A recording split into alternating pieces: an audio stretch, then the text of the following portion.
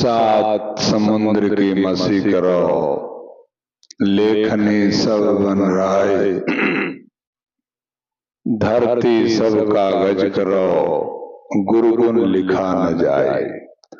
ऐसे परम समर्थ गुरु महाराज के चरणों में बारंबार प्रणाम है। एवं करुणामयी दया के सागर माता जी के चरणों में भी बारंबार प्रणाम है। एवं इस दिव्य चेतना सत्संग के एकल आचार्य परम पूज्य भैया जी के चरणों में भी बारंबार प्रणाम है। एवं इस दिव्य चेतना सत्संग के तमाम उपदेशकगण, दिल्ली से आए हुए दीदी के चरणों में भी बारंबार प्रणाम है। आज हम साधकों के लिए बहुत ही खुशी का पल है और सबसे बड़ी बात तो यह है कि आज जो हम लोग उपस्थित हुए हैं, अवतरण दिवस के अवसर पर उपस्थित हुए हैं। बहुत ही गुरु महाराज की कृपा हुई है कि इस पावन बेला में हम लोग यहाँ उपस्थित हुए हैं। सर्वप्रथम तो हम लोग ये जाने कि जन्म दिवस और अवतरण दिवस में क्या अंतर है। अवतरण दिवस क्यों कहते हैं, जन्म दिवस क्यों नहीं कहते हैं, तो ये हम लोग को जानना चाहिए। अवतरण दिवस एक साधारण मानव के लिए नहीं है। अवतरण दिवस कभी भी एक साधारण मानव के ऊपर लागू नहीं हो सकता है। इसलिए नहीं हो सकता है कि अवतरण शब्द वहीं पे लागू होता है जो आवागमन से व्यक्ति मुक्त हो गया है। अब वो आवागमन का कोई चक्कर नहीं चलेगा, इसलिए अवतरण दिवस कहा जाता है और संत महात्मा के लिए ही यह शब्द लागू होता है।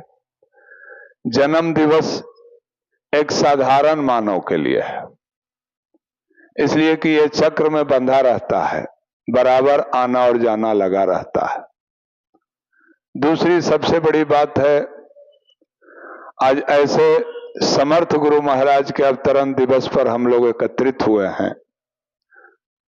काश अगर गुरु महाराज नहीं होते, काश अगर गुरु महाराज नहीं होते तो जीवन जीने की कला कोई बताने वाला इस संसार में नहीं होता। इसलिए मैं इस बात को रिपीट कर रहा हूं। ऐसी बात नहीं है, संसार में संत महात्माओं की तादाद बहुत लंबी पड़ी हुई है।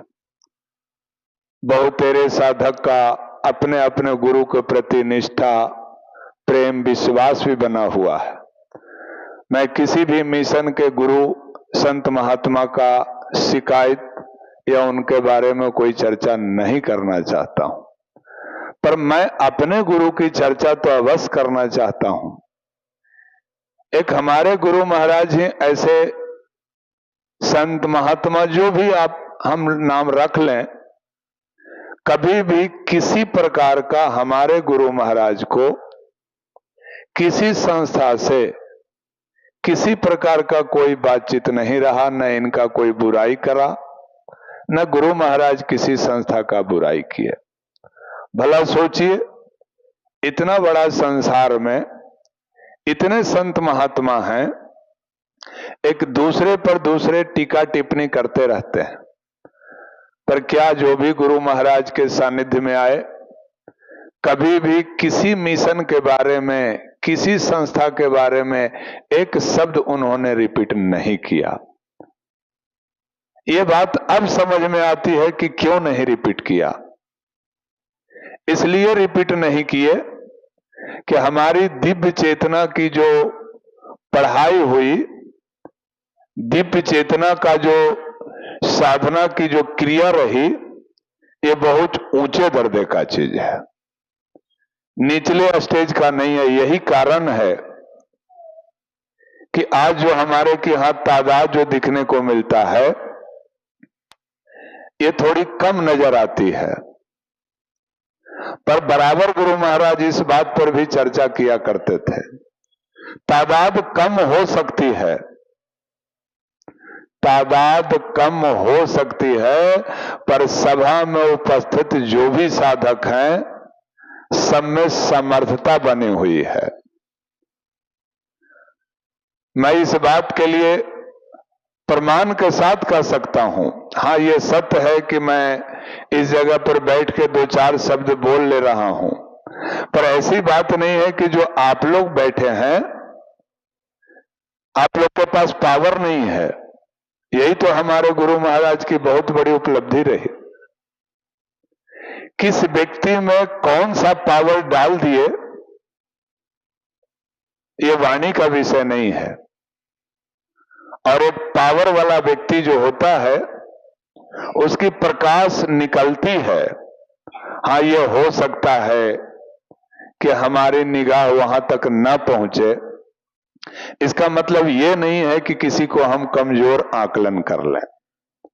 ये दिव्य चेतना की खासियत रही है। गुरु महाराज के सानिध्य में जो भी साधक आए सारे लोग माला माल हो गए। अगर कोई कहता है कि मैं गरीब और कमजोर रह गया हूं तो कहीं ना कहीं उसकी अपनी कमी रही है। ऐसा कभी नहीं हो सकता है। हाँ, ये हो सकता है कि हम लोगों की ये कमी रही कि बार बार गुरु की परीक्षा लेना उचित नहीं है। नहीं, आपके जीवन में एक बार विश्वास की पूंजी बना दिए, अब आप घड़ी घड़ी सांसारिक कार्य में आप गुरु महाराज को चेक करेंगे, ये उचित नहीं है। इसलिए उचित नहीं है कि हम लोगों को जो उन्होंने दौलत दे दिया है उसकी हिफाजत तो कर नहीं रहे हैं। उसके लिए कौन कौन सी सावधानियां बरतनी है वो तो कर नहीं रहे हैं। और सीधा कुछ भी समस्या आया गुरु महाराज के पास पहुंच गए। अपने पास गुरु महाराज ने कुछ नहीं रखा। आज यही तो सबसे बड़ी बात है कि दिव्य चेतना की जो क्रिया है, क्रिया को पूर्ण रूपेण समझ लेने के बाद कोई व्यक्ति खाली नहीं हो सकता है। और ठीक यही स्थिति मेरे साथ भी अपने जीवन काल में बीता। मैं भी काफी दिनों से सत्संग पूजा पाठ की तलाश में रहा करता था। गुरु महाराज के साथ सत्संग में जा रहे थे, एक प्रोग्राम में गए, अनायास बैठे बैठे चिंतन हुआ। गुरु महाराज बोले सत्संग का समय हो गया, तुम अभी टहल रहे हो, चलो जल्दी। हम डायरेक्ट गुरु महाराज को बोल दिए कि सत्संग में नहीं जाएंगे। गुरु महाराज बोले सत्संग में नहीं जाओगे तो तुम आया है किस लिए इतना पैसा खर्चा करके? क्योंकि यही आज तक हमको किसी ने आंसर नहीं बताया, और आज ये मन में इतना ज्यादा प्रगाढ़ रूप में पहुंच गया है कि लग रहा है कि सत्संग को छोड़ दें। बोले कौन सा बात है? हमारे मन में ये विचार आ रहा है कि कहीं भी सत्संग में जाते हैं तो 3 नुकसान होता है, वो हमें दिखाई पड़ता है। आर्थिक, शारीरिक, मानसिक। आर्थिक, कहीं भी हम सत्संग में जाते हैं तो हमको किराया भाड़ा खर्च होता है। शारीरिक में है कि घर पे हमको जो भी बनता है समय से खा लेते हैं, यहां 3 घंटा लाइन में लगना पड़ता है। मानसिक, बहुत ज्यादा कुछ समझ में नहीं आ रहा है।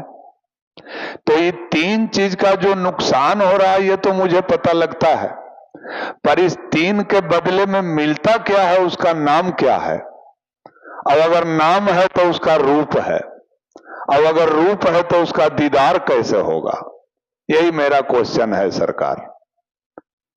2 मिनट गुरु महाराज शांत रहे, बोले कोई बात नहीं है, अच्छा क्वेश्चन है, आंसर मिल जाएगा, पहले सत्संग में चलो। चले गए।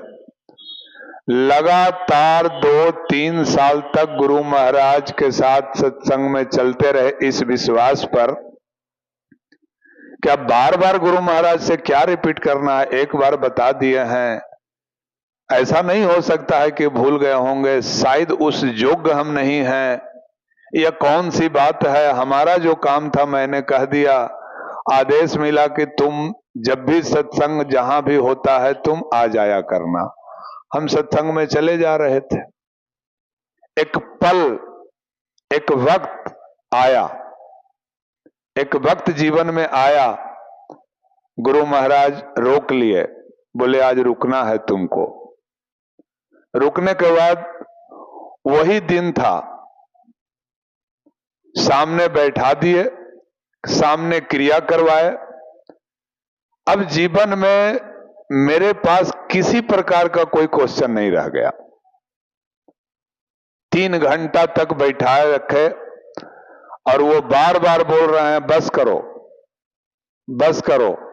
कान में आवाज जा रही थी कि कोई बोल रहा है कि बस करो, पर इतना आनंद आ रहा था कि मैं वाणी के द्वारा उसका वर्णन नहीं कर सकता हूं। यानी कि पूरे जीवन का जितना मेरा क्वेश्चन था वो सब का आंसर मिल गया। और जब ये खुलवाए तो खुलने के बाद हम बोले सरकार अभी उठने की इच्छा नहीं कर रहा है, अभी हम ऐसे ही बैठेंगे। बोले घड़ी देखो कितना टाइम हुआ है। फिर हमारे मन में उस समय भी एक संशय हुआ, ऐसा नहीं हो सकता है, अभी 5 मिनट पहले हम बैठे हैं, या तो घड़ी में कुछ कारीगरी हो गई है, 3 घंटा हम कैसे बैठ सकते हैं। फिर गुरु महाराज से पूछा कि एक मन में और संशय हो रहा है, 3 घंटा कैसे हो सकता है, 5 मिनट से ज्यादा नहीं हो सकता है सरकार, इसमें सच्चाई क्या है।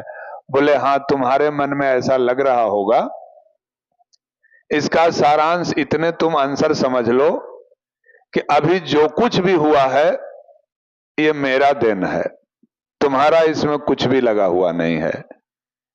जो कुछ भी आंसर मिला, जो भी अनुभव हुआ, जिस चीज का तुमने दीदार किया, ये मेरी दौलत है।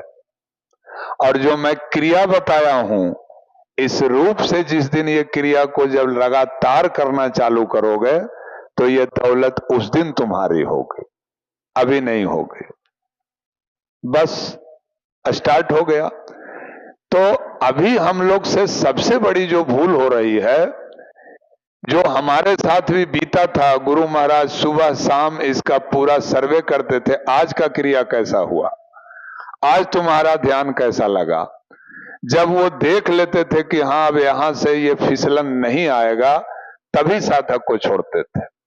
आज समस्या क्या हो रही है, क्रिया मन से आज भी बताई जा रही है, क्रिया में हम लोग से कहीं ना कहीं कुछ भूल हो जा रही है।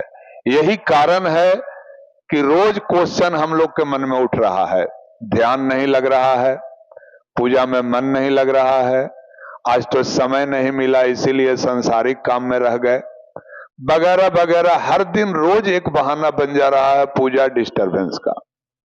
एक तो ये हुआ।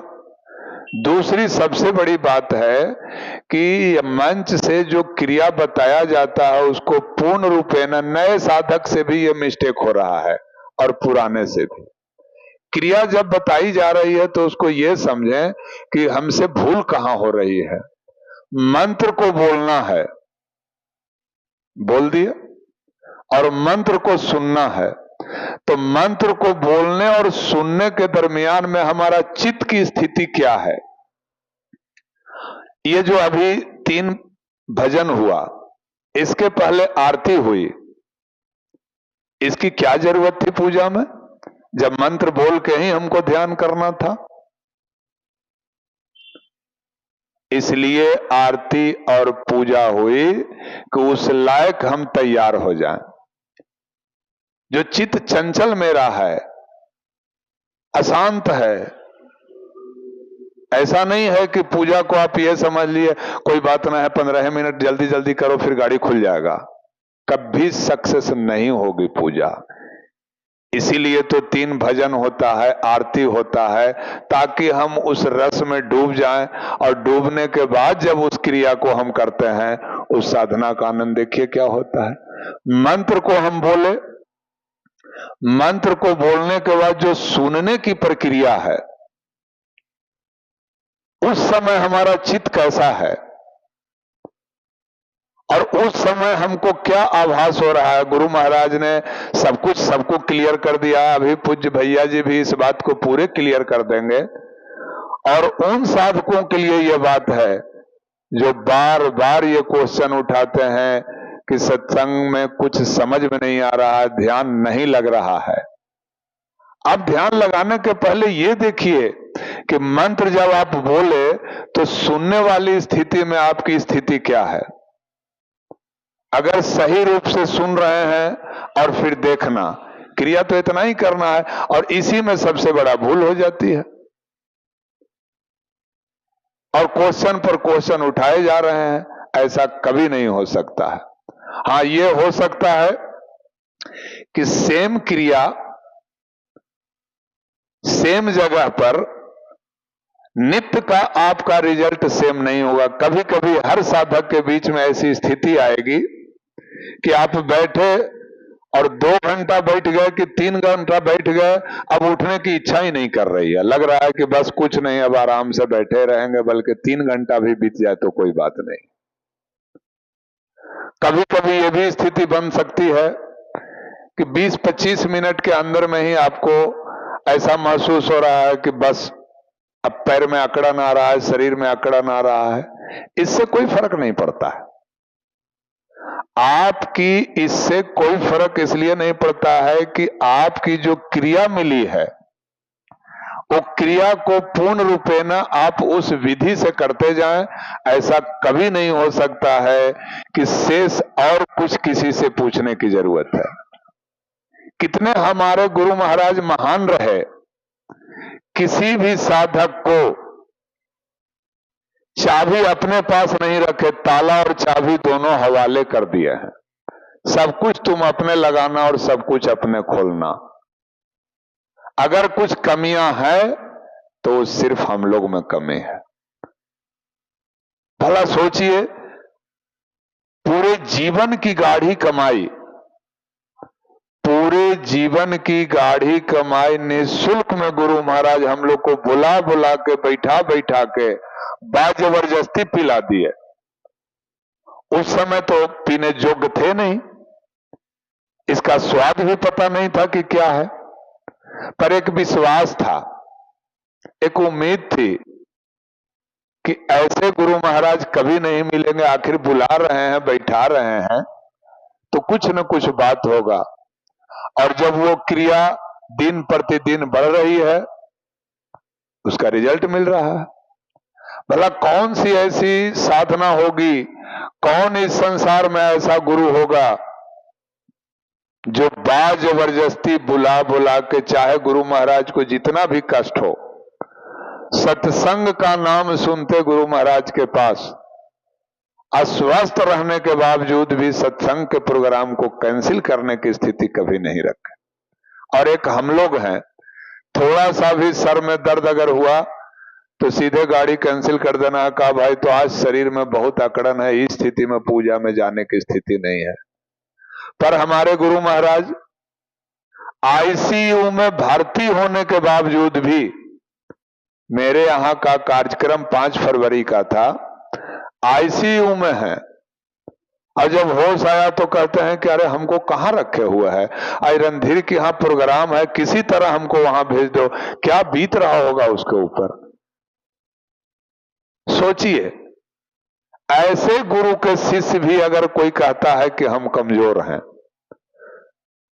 क्या कभी किसी भी साधक के लिए गुरु महाराज कोई कोर कसर बाकी नहीं छोड़े। पर हाँ, एक बात रही, हमारे दिव्य चेतना की जो साधना है बहुत ऊंचे दर्जे का साधना है, बहुत निचले स्टेज का नहीं है। इसीलिए जो साधकों की तादाद कम देखते हैं, कम है पर कंप्लीट है। एक ही साधक काफी है 2-4 किलोमीटर के लिए। हमारे गुरु महाराज के सानिध्य में जो साधक आए, जो इस क्रिया को 21 दिन कर लिया है, उसके अंदर में इतनी पावर निश्चित आ गई है कि 2-3 किलोमीटर तक उसे कोई संग साथी की जरूरत नहीं है, वो स्वयं में सक्षम है। एक साधारण साधक दिव्य चेतना का, इसलिए कि उसकी अपनी पावर का एहसास नहीं हो रहा है कि हमारे अंदर में पावर क्या है, पर वो कमजोर मान रहा है, पर कमजोर है नहीं वो साधक। दिव्य चेतना का साधक वो कमजोर हो, कभी ऐसा नहीं हो सकता है। और भला वो कितना भाग्यशाली साधक है जो गुरु महाराज की सानिध्यता प्राप्त किया है, और वो बोलेगा कि हम कमजोर हैं, कभी ऐसा नहीं हो सकता है। इसलिए बहुत भाग्यशाली हम लोग हैं कि ऐसे गुरु महाराज की सानिध्यता मिली है। कहने के लिए तो गुरु महाराज की जीवनी को आजीवन भी दोहराते रहेंगे फिर भी कम है, इसलिए कि अपने जीवन में गुरु महाराज सिर्फ देना सीखे, लेना नहीं सीखे। अगर कुछ कमियां रही तो हम लोग में रही। एक बार ऐसे ही गुरु महाराज छत पे बैठे थे, एक साधक भाई आके बोले कि सरकार, आपके पास जो भी लोग आते हैं तो आपके पास भी झूठ बोल देते हैं। मुस्कुरा के गुरु महाराज बोले, मैं सब कुछ जानता हूं, जो भी सत्संगी यहां आता है मैं सबके बारे में सब कुछ जानता हूं, पर सच्चाई इसलिए नहीं बताता हूं। मैं सबसे बहुत ज्यादा प्यार करता हूं कि शायद ये कुछ दिन के बाद संभल जाएगा, पर सच्चाई जिस दिन बता देंगे दोबारा आश्रम पर लौट के नहीं आएगा। दूसरी बात, सबसे बड़ी बात है कि हम लोग में ये रही कि हम लोग एक दूसरे के बारे में यही कहते रहे कि सबसे ज्यादा गुरु महाराज हमको मानते हैं, उससे ज्यादा हमको मानते हैं। पर सब लोग यही कह रहा है कि उससे ज्यादा हम मानते हैं, तो कम किसको मानते थे? गुरु महाराज के पास ऐसी दृष्टि थी, जो व्यक्ति को एक बार वो देख लिए, एक बार परिचय कर लिए, 10-20 साल के बाद भी वो अगर व्यक्ति आ गया तो फट बोल देते थे, अच्छा तुम फलाने जगह का हो ना, और क्या समाचार है। अवाक रह जाता था वो इंसान, कह रहे 10 साल के बाद हम आए वो भी पहचान लिए। ये कितनी बड़ी बात है। आज कहीं भी हम लोग जाते हैं तो आर्थिक स्थिति के अनुसार उसका सीटिंग बैठाया जाता है। मैं किसी संस्था पर टीका टिप्पणी नहीं कर रहा हूं, पर कुछ ऐसी भी संस्था है, आप कितने सामर्थ्यवान हैं, साधना की स्थिति क्या है यह मायने नहीं रखता है। पेइंग कैपेसिटी आपके पास कितना है, आप कितना डोनेट कर सकते हैं, उस हिसाब से आपको बैठने का सीट मिलता है। क्या दिव्य चेतना में भी कभी इस चीज का एहसास हुआ? दिव्य चेतना में कद्र उसकी हुई जिसकी साधना कितनी प्रगाढ़ता पर चली गई है। सम्मान उसकी बढ़ी कि जिसकी साधना प्रगाढ़ता पर कितनी चली गई है। आप कितने दौलतमंद हैं, इसलिए कि हमारे गुरु महाराज दौलतमंद को इसलिए सम्मान नहीं दिए कि यहां गिव एंड टेक का कोई सिस्टम नहीं रहा, जो भी रहा निःशुल्क रहा। गिव एंड टेक का कोई सिस्टम ही नहीं रखा। यहां तो साफ गुरु महाराज ने बता दिया, ये तुमको क्रिया पकड़ो, ये क्रिया तुम करो, सब कुछ तुमको दे दिया, अब जितना ज्यादा प्रगाढ़ता के साथ इसको कर को तुम अपना बना लो। और साधक हर बात के लिए किसी से पूछने की जरूरत नहीं है। आपकी साधना जैसे जैसे आगे बढ़ता जाएगा, सब कुछ आपके अंदर में अनुभूति होते चला जाएगा। पर साधना कितना आप कर रहे हैं, साधना में श्रद्धा विश्वास आपकी कितना है, रिजल्ट उतना ही मिलेगा। आप ये सोच रहे हैं कि हम सत्संग में कभी नहीं जाएं, सत्संग में कभी कुछ सत्संग का करें नहीं, आश्रम के प्रति ध्यान न दें, माता जी के प्रति ध्यान न दें, गुरु महाराज के प्रति ध्यान न दें, और आप विकास कर जाएं, ऐसा कभी नहीं हो सकता है। सत्संग के साथ साथ जिस जमी पर बैठे हुए हैं, हमारी पैदाइश ही इस जमी की है, और इस जमी को हम भूल जाएं और भूल के हम ये सोचे कि हम विकास कर जाएंगे, कतई नहीं संभव हो सकता। चूंकि जड़ मेरा इसी जमी में है और इस जमी को हम नजरअंदाज करके चल जाएं, ऐसा नहीं हो सकता। और एक साधक, ये दिव्य चेतना की साधना करने वाला एक साधक 21 दिन के बाद उसके अंदर में इतना पावर आ जाएगा कि उसके बगल से कोई अगर गुजरता है तो उसकी पसीना की खुशबू और बदबू से बता देगा कि इसकी स्थिति क्या है। ये दिव्य चेतना का 21 दिन का साधक किसी और साधक के बगल से गुजरने के बाद बता देगा उसकी पसीना की खुशबू से कि इसकी स्थिति क्या है। तो 21 दिन में जब ये कर सकता है तो 21 महीना का साधक के अंदर में क्या पावर आता होगा। पर हां, हमारे यहां बहुत तेरे ऐसे साधक हैं जो अपनी पावर को छुपा कर रखते हैं, किसी को बताने की जरूरत नहीं है। वो हर समय चादर ओढ़े हुए हैं कि हमारा पसीना का खुशबू भी कोई न जान ले। ये देन दिव्य चेतना का है।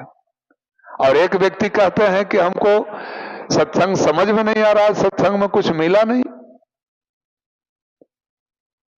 इसी मिशन का दोनों व्यक्ति हैं। एक व्यक्ति गुप्त रहता है, वो एक शब्द बोलता ही नहीं है और इतना मालोमाल है कि वो देखता है कि हमारा जो दौलत है कोई देख न ले। छीनने की तो बात क्या, देख न ले। और वो भी व्यक्ति बोलता है कि हम कमजोर हैं। ये तो हमारे परम पूज्य का कृपा है। जो भी इस आश्रम का दीदार एक बार कर लिया, ये पूर्ण श्रद्धा विश्वास के साथ मैं बोल रहा हूं कि जो एक बार इस आश्रम पर कदम रख लिया और 21 दिन का साधना यदि कर लिया तो और पूजा पहले से कोई ऐसा व्यक्ति नहीं है कि साधना पाठ नहीं करता, सब किया है। आकलन करके देख लीजिए कि हमको कौन सा क्रिया करना है। हमारे यहां किसी को बरगलाया नहीं जाता है, किसी को दिग्भ्रमित नहीं किया जाता है कि आप उस संस्था को छोड़ के यहां चले आइए तो आपको नौकरी लग जाएगा, आपकी बेटे की शादी हो जाएगी, आपका घर बन जाएगा, आपका मकान बन जाएगा। ऐसी यहां कोई सिस्टम नहीं है, कुछ ऐसा सिस्टम नहीं है। न यहां पानी फूंक के पिलाया जाता है, न यहां जंतर दिया जाता है, कुछ नहीं। यहां तो खुले पन्ना के साथ बताया जाता है। अभी तुरंत आपको क्रिया बताई जाएगी, अच्छी तरह क्रिया को समझें, क्रिया करके देखें। अच्छा लगे तो क्रिया कीजिए, बुरा लगे तो छोड़ दीजिए। ना कोई पाबंदी है, न इस पर कोई बंधन है, ना आपके ऊपर जिम्मेवारी है। कभी कभी कुछ भाई बहन नए इस दिव्य चेतना में आते हैं तो उनको ऐसा लगता होगा पता नहीं ये कौन सा सत्संग में आ गए, इतना देर तक बैठ के पूजा कराते हैं, इतना प्रवचन होता है। हां, प्रवचन से आपका काम चलेगा नहीं। आपकी मेन काम है जो अभी क्रिया बताई जाएगी, ध्यान। उस क्रिया को अच्छी तरह समझ लें। जिस समय क्रिया बताया जाता है, मैं फिर रिपीट कर रहा हूं, नए पुराने दोनों भाई के लिए जो भूल होती है हम लोग से, वो भूल न करके आज उस विधि से वो जैसे भैया जी बताएंगे क्रिया करके देखिए, रिजल्ट आपके पास अपने आप आ जाएगा। किसी से कुछ पूछने की जरूरत नहीं है। और अंत में मैं गुरु महाराज से विनम्र विनती यही करूंगा कि हे प्रभु, आप जो बनाना चाहते थे मैं तो उस लायक नहीं बन पाया, पर इस उम्मीद से इस दरबार में आया हूं कि जो भी हमसे गलती क्षमा हुई है, जो भी भूल हुई है, उसके लिए मैं क्षमा प्रार्थी हूं। और अंत में मैं यही कहूंगा कि मुझ में है जप तप न साधन, और नहीं कुछ ज्ञान है, निर्लजता है एक बाकी और बस अभिमान है। ओम शांति।